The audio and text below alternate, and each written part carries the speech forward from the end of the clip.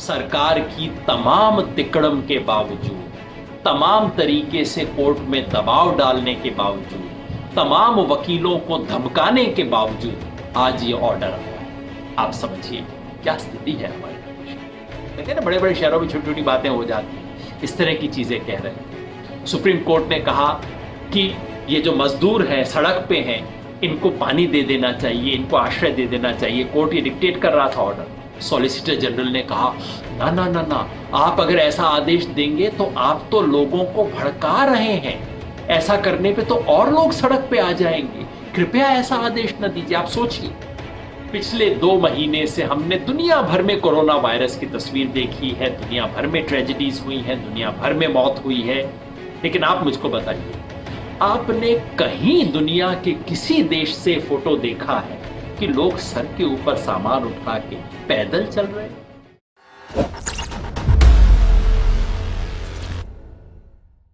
आज supreme court का जो ऑर्डर आया है, ऑर्डर में 6 मुख्य बिंदु।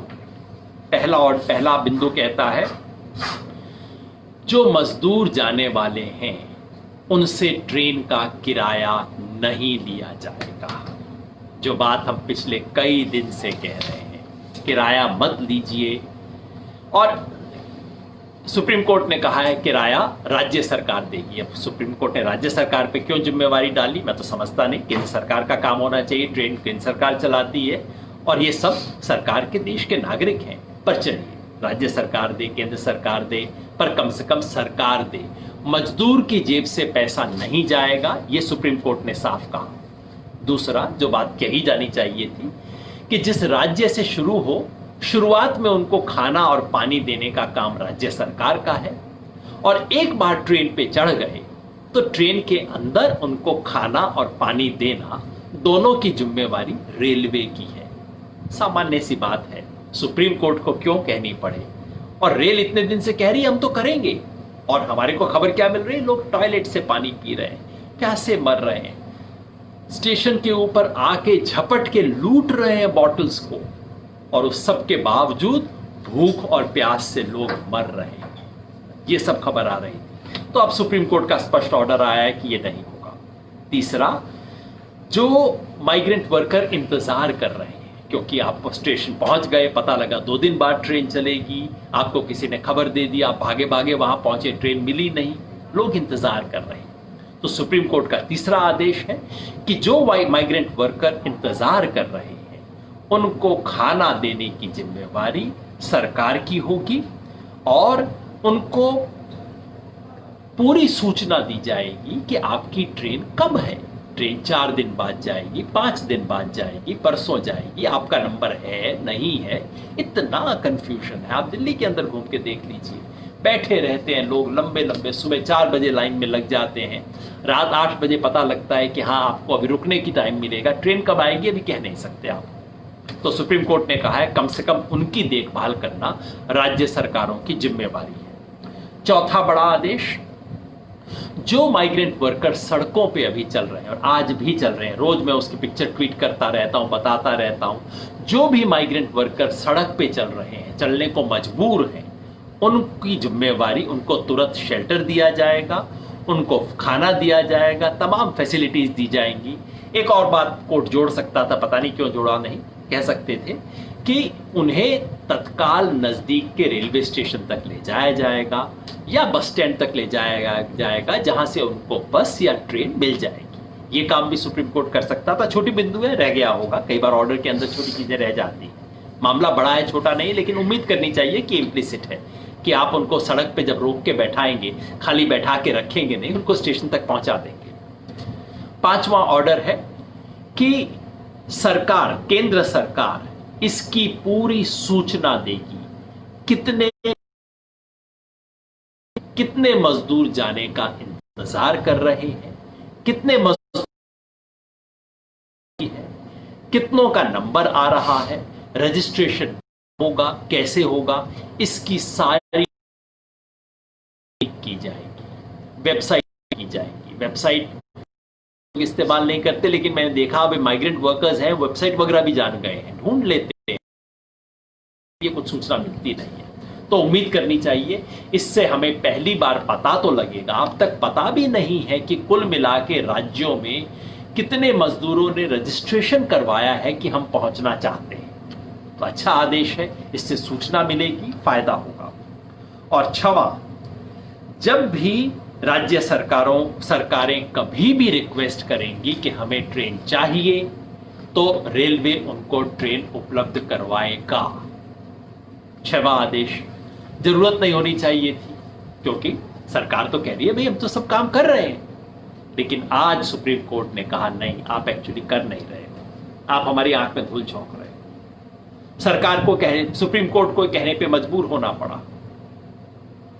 पता है इसमें क्या कुछ हुआ खेल? सुप्रीम कोर्ट ने सुओ मोटो कॉग्निजेंस लिया, कहा कि भाई हम स्वयं अपने विवेक से इस केस को सुनेंगे। और कई संगठनों के प्रतिनिधि जो कि माइग्रेंट वर्कर्स की तरफ से हैं, वो लोग वहां गए, कहा कि हमारी बात भी सुन लीजिए। सुप्रीम कोर्ट ने सुनी। कोलिन गोंजाल्वेस वहां थे, इंदिरा जयसिंह वहां थी, कपिल सिब्बल वहां थे, और भी कई बड़े वकील वहां मौजूद थे। उन वकीलों ने माइग्रेंट वर्कर्स की बात सरकार के कोर्ट के सामने रखी, कोर्ट ने सुनी। और सरकार के प्रतिनिधि के रूप में वहां थे तुषार मेहता जी, जो सॉलिसिटर जनरल है। सॉलिसिटर जनरल का क्या काम होता है? किसी बड़े केस में जाके सरकार की तरफ से प्रतिनिधित्व करना। और जब पीआईएल होता है, पीआईएल किसी के खिलाफ मुकदमा नहीं है, तकनीकी भाषा में कहें तो एडवर्सेरियल लिटिगेशन नहीं होता, मैं बनाम किसी और के नहीं होता। और इस तरह की लिटिगेशन में मैं खुद सुप्रीम कोर्ट में गया हूं। सुप्रीम कोर्ट कहता है भाई ये दो लोगों के बीच में झगड़ा नहीं है, हम सब लोगों को मिलकर एक रास्ता बनाना है। तो सरकारी वकील भी उसके अंदर सुझाव देता है, हाँ ऐसे कर सकते हैं। जिस पार्टी ने पीआईएल दिया है वो भी सुझाव देती है, हाँ जी इसको इस तरह से सुलझा सकते हैं। दोनों मिलकर सहयोग दे के करते हैं, यही पीआईएल की स्पिरिट है। लेकिन आज इस देश के सबसे बड़े वकील सॉलिसिटर जनरल, जो अटॉर्नी जनरल के बाद होते हैं, क्योंकि अटॉर्नी जनरल सरकार का केवल वकील नहीं होता, सॉलिसिटर जनरल ने आज क्या किया?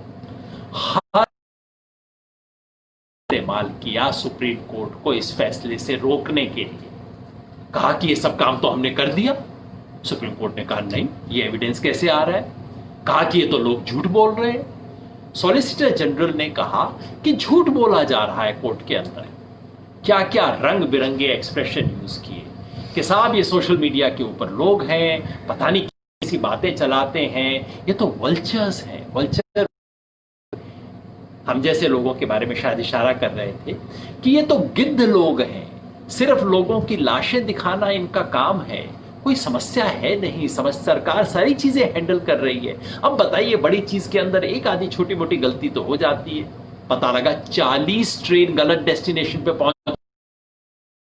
में खड़े थे ना, बड़े बड़े शहरों में छोटी छोटी बातें हो जाती हैं, इस तरह की चीजें कह रहे थे। सुप्रीम कोर्ट ने कहा कि ये जो मजदूर हैं सड़क पे हैं, इनको पानी दे देना चाहिए, इनको आश्रय दे देना चाहिए। कोर्ट ये डिक्टेट कर रहा था ऑर्डर।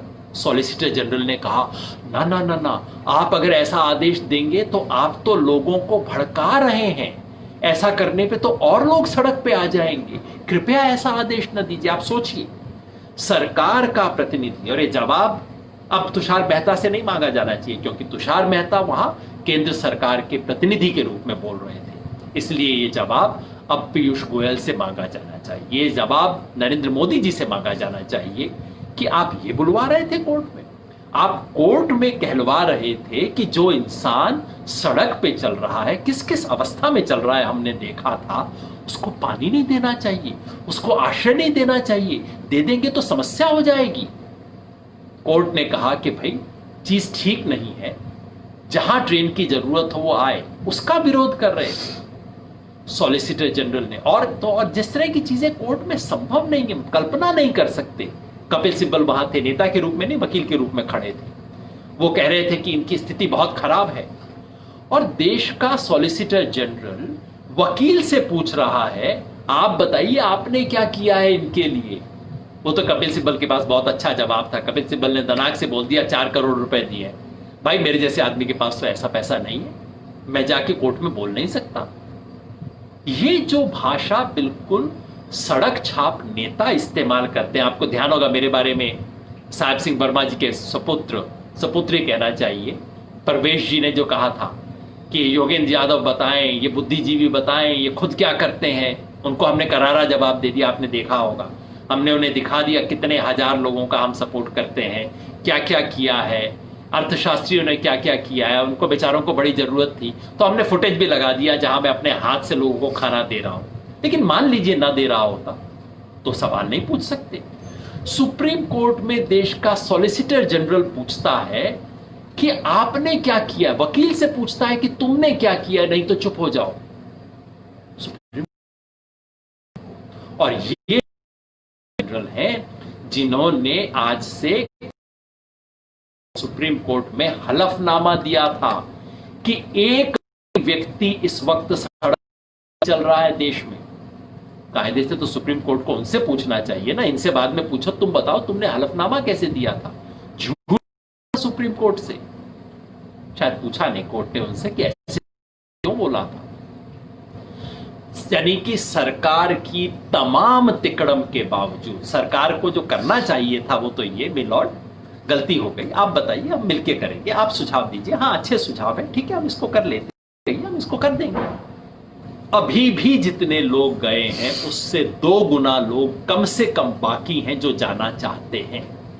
तो ऑर्डर बहुत देर से आया है, लेकिन फिर भी महत्वपूर्ण ऑर्डर है। सम्मान करना चाहिए, सैल्यूट करना चाहिए जज साहिबान का कि अब तो इस देश की न्याय व्यवस्था कम से कम बोली।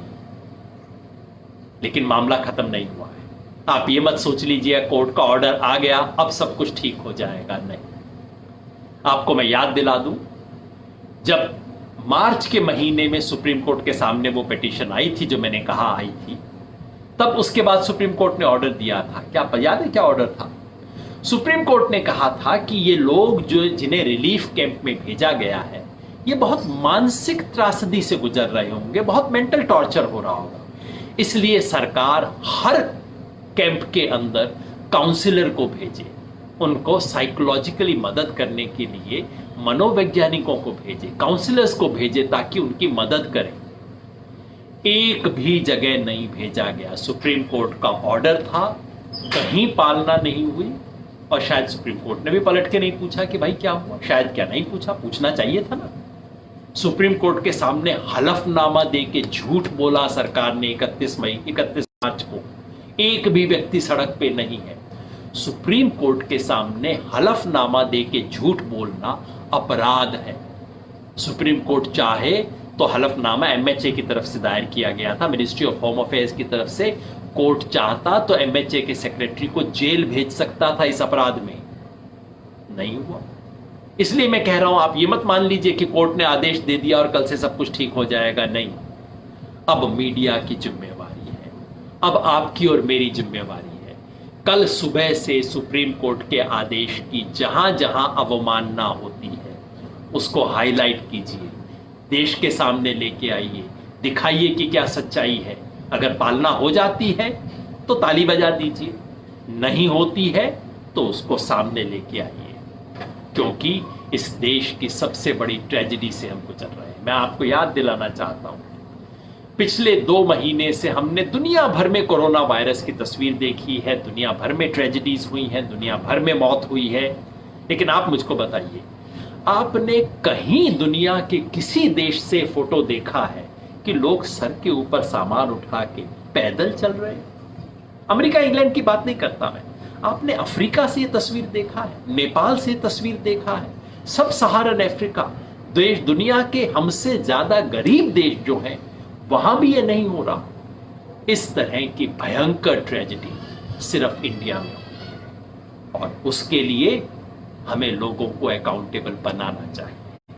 आमतौर पे मैं बातें नहीं कहता, आमतौर पे लोगों का नाम नहीं लेता, लेकिन आज एक बात हमें कहनी चाहिए, इस देश के रेल मंत्री को अपने पद पे रहने का कोई अधिकार नहीं। वो रेल मंत्री जो ट्रेन चालू नहीं करवा सका, ट्रेन चालू हुई उसके 2 दिन बाद जहां जिसने ऑर्डर निकलवाए कि नहीं ये श्रमिक ट्रेन श्रमिकों के लिए नहीं है, ये तो सिर्फ जो टूरिस्ट और दूसरे लोग फंस गए हैं उनके लिए है। वो रेल मंत्री जिसने लोग श्रमिकों से पैसे की वसूली करवाई, वो रेल मंत्री जो इसका इंतजाम ना कर सका कि हर जगह टाउट और दलाल वो 600-800 की टिकट 2000-2500 में बेच रहे हैं, वो रेल मंत्री जो कि ट्रेन एक जगह से दूसरी जगह चल सके, ठीक जगह से पहुंच जाए, समय से 2-4 घंटा लेट सही पहुंच जाए, उसका इंतजाम ना कर सका।